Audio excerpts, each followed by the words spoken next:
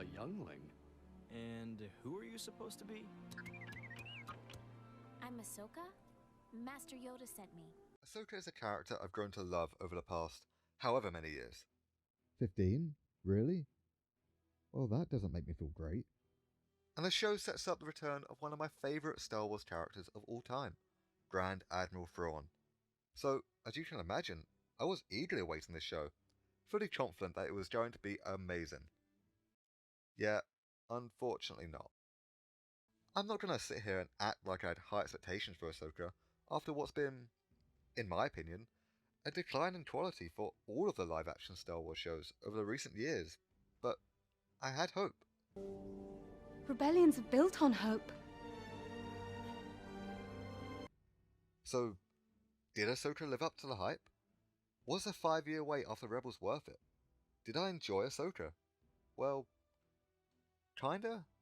Ahsoka was fine. I'm not too sure what the general opinions have been on the show as a whole, but from what I've seen, they've been mixed. Some people love it, some people hate it, and then there's me. Just kinda awkwardly sitting in the middle, trying not to upset anyone. Well, screw that. Here's what I thought. It only makes sense to start with the namesake of the show, Ahsoka Tano. Aside from her appearances in Mando and the Book of Boba Fett, this felt to me like the first proper look we've had at Rosario Dawson as Ahsoka Tano, and I'm in two minds. By no means do I dislike her performance. Rosario Dawson does a fine job in my opinion, but something felt off. Whether it was the writing, acting, or maybe I'm just too attached to Ashley Eckstein as Ahsoka, but I found myself constantly having to remind myself that this was the same person that I've been watching for so many years. I actually found this issue with various characters in the show, like with Hera and Sabine.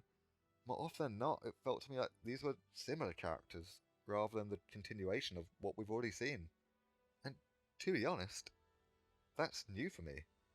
I'm not usually one to get caught up on issues like this. Heck, I bought Alden Ehrenreich, that's how you say it, as young Han Solo immediately.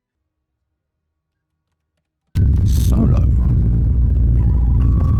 So what was so different here? These characters all come from the Star Wars animated shows, such as Clone Wars and Rebels. The voice actors behind these characters were always full of charisma. They put everything into their performance, and you could really tell. But in Ahsoka, it felt like the life had been sucked out of each of these characters. They didn't feel exciting, they didn't feel like they cared, heck, sometimes they didn't even feel human. Scenes that I feel like should have been filled with emotion were just kind of flat. Heck, I often found myself feeling like I cared more about what was going on than the characters involved in the actual scenes. And I was just laying on bed drinking Actimel, but I didn't feel this about every character making a leap from animation. Look, I knew well in advance I was going to love Lars Mikkelsen as live-action Thrawn, since the moment they announced he'd be reprising the role. Whereas the other characters I felt a disconnect between the original and current actors, this wasn't a worry for Thrawn. Mikkelsen's voice was the only choice for Thrawn. There was no replacing him. Not only was his performance great, but it felt like they actually put effort into his dialogue. I know Star Wars dialogue has always been something. I don't like sand. It's coarse and rough and irritating, and it gets everywhere. Not like here. Here everything is soft and smooth. But that wasn't the case for Thrawn. He was calm, collected, and well-spoken. Every word, every action was deliberate. Somehow, the alien that is supposed to be unreadable and inhuman felt more like a person than half of the supposedly likable cast. One of my biggest worries going in, though, was, will they do my blue guy justice? Sure, he may look and sound like Thrawn, but how well would it reflect his character? And ladies and gentlemen, I'm glad to say that he was good. Yeah, just good. Sure, at times it felt like he was the slightly nerfed version of himself in Rebels, rather than the Giga Chad he was in the books, but there was nothing really bad about how he was represented. Could he have been better? Sure. Would I have rathered a more complex and cunning Thrawn like we find in the books? Of course. this is the first time he's been introduced to the wider Star Wars fandom, and I feel that they get a lot more right about the character than wrong. Like how Ahsoka and Mando kind of felt like they were testing the water with the character before her first test in this series. I feel like the real test of Thrawn will come when we see him next in whatever show or film that may be. But there's still one more character making a leap from animation to live action in Ahsoka. That's right, Chopper, Star Wars' favourite war criminal. Oh, wait, yeah, Ezra too. I honestly don't have too much to say here. I was honestly never a huge fan of Ezra in Rebels, but from what I've seen, the casting is perfect. Whereas other characters feel separate from their animated versions, Ezra kinda fit perfectly. From his dialogue to the way he behaved, Iman Asfandi was perfect as Ezra. But now that we've looked at the returning characters, let's look at the newer additions to the franchise. Look, I just want to get this out of the way, I wasn't a fan of the Nightsister woman. I never really cared for her character. Out of all the villains, I feel like she had the least going for her. Sure, she had a cool fight scene, but to me, she always just felt like she was a tool that was trying to bring back Thrawn, rather than being a character herself. But while we're talking about her, one thing that will never cease to annoy me is when the writers of a show ignore every single piece of logic, just have a cool looking fight. Like, come on, she's right there. If you're in a rush, just jump her. What heck, on the flip side, why do these stormtroopers just decide to stop fighting to watch the fight all of a sudden? And then, how don't they notice when Sabine literally just... Ugh. Anyway, I didn't really care for her character, so let's move on to some characters I did care for. Balin Shin and Shin Hati. Holy shit. Star Wars has a habit of introducing interesting characters and then killing them off before they reach a fraction of their potential. See Darth Maul, Boba Fett, Captain Phasma, anyway. I was constantly ready for Shin or Balin to eat the dirt the second they crossed blades with the heroes. But damn, that didn't happen. Not only did Balin and Shin actually hold their own, but more often than not, they won.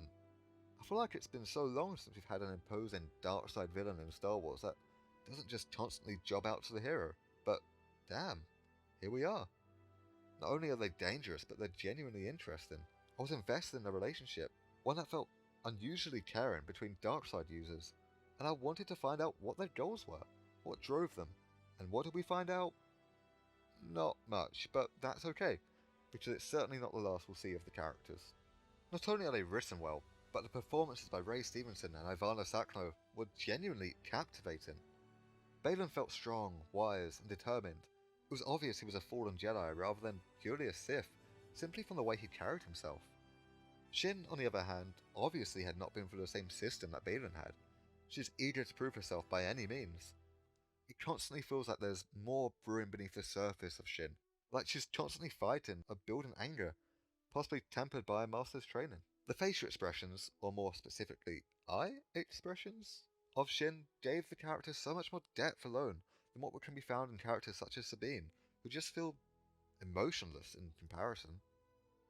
Sadly, however, Ray Stevenson passed away a few months ago, meaning that whenever the character is picked back up, it will be by an unfamiliar face. I was fortunate to see him on stage at Star Wars Celebration this year, where he expressed his excitement to be in the show, and I wish Ray was around to see the love the fanbase collectively shares for his performance. At least he got the chance to bring his character to life, even if it was cut short. The final character I want to talk about in this show is none other than, well, Anakin Skywalker. Sure, the character was just a walking, talking cameo. He didn't really add anything to the plot, and it was most definitely fan service, but, you know, I'm alright with that. Like I said, I didn't have the easiest time connecting characters in this show to their prior selves, but Hayden's role as Anakin definitely helped bridge the gap for me. After years of seeing Hayden get hate for this performance as Anakin, it's always nice to see him back and being embraced by the fandom. Did I need to see scenes from the animated show revisited in live action? No. Did I enjoy it? Of course.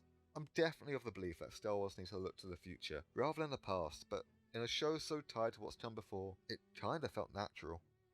My only question now is, where the hell was he when Ben needed him, huh? So, that's for all the characters, but what else did the show have to offer? The visuals were, overall, impressive. There were a few scenes that looked kinda off, but as a whole, the CGI held up. The cinematography has been kind of bland for these live action Star Wars shows, and it wasn't really an exception here. There were a few scenes that stood out, and it seemed like they actually put effort in, but overall it was kind of standard. The action was mostly enjoyable, with some characters like Balin, Shin, Anakin, and Morgan carrying themselves in a unique and identifiable way in combat, whereas others would just kind of swing their light stick aimlessly, barely scratching the enemy. The score was also good, as to be expected by Kevin Kiner, although I always hoped to have at least one song stand out to me, and nothing really did here. It was just enjoyable throughout, particularly peaking in, I think, episode 6. The plot as a whole was very basic. I was never really wowed or surprised by any twist in the story, but everything just flowed along how I expected. Rarely captivating me, but also rarely boring me. So Ahsoka as a show was, like I said, alright.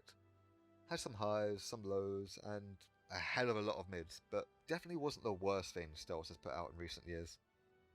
Dave Filoni really nails the feel of Star Wars. There's only one person that understands more than Dave, and, well, we know who that is.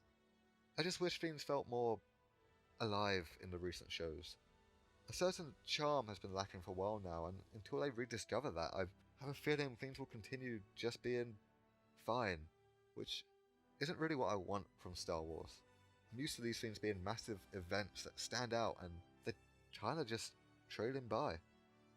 Anyways, as you may notice, I'm new here, so a like and a subscribe would really go a long way. Not like when those other channels say it, fakers, but honestly, thanks for listening to my non-stop rambling, and, well, hopefully I'll see you again. Let me know your thoughts in the comments, and, well, see you. Also, it's just dawned on me that I never really mentioned Hayun, however you pronounce it in this video, but I'm not really sure why he was here aside from, hey look, remember that guy from Clone Wars? But David Tennant's cool, so Hayun is too.